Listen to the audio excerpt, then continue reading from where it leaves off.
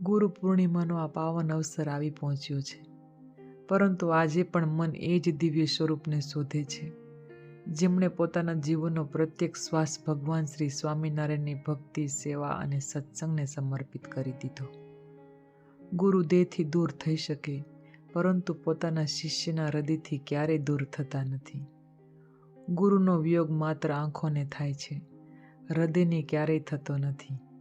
આ ગુરુ પૂર્ણિમાના પાવન દિવસે આંખો તેમને શોધે છે, મન તેમની અમૃતમય વાણી ફરી સાંભળવા તલપાપડ બને છે અને હૃદય વારંવાર એક જ પ્રાર્થના કરે છે.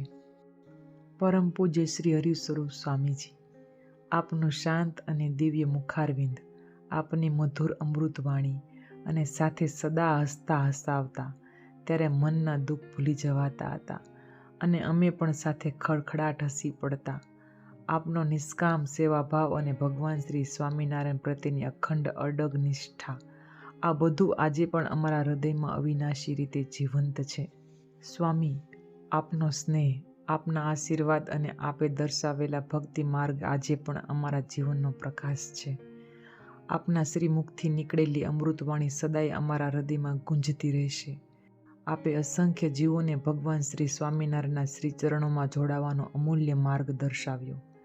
આપ ભલે અક્ષરધામ પધાર્યા હો, પરંતુ આપે આપેલા સંસ્કારો, આપની દિવ્ય શિક્ષાઓ અને આપની પાવન સ્મૃતિઓ સદાય અમારી સાથે રહેશે.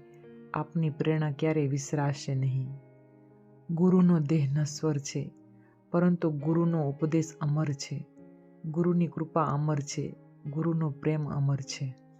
સાચા ગુરુ દેહથી દૂર થઈ શકે, પરંતુ પોતાના શિષ્યોના જીવનમાંથી ક્યારેય દૂર થતા નથી.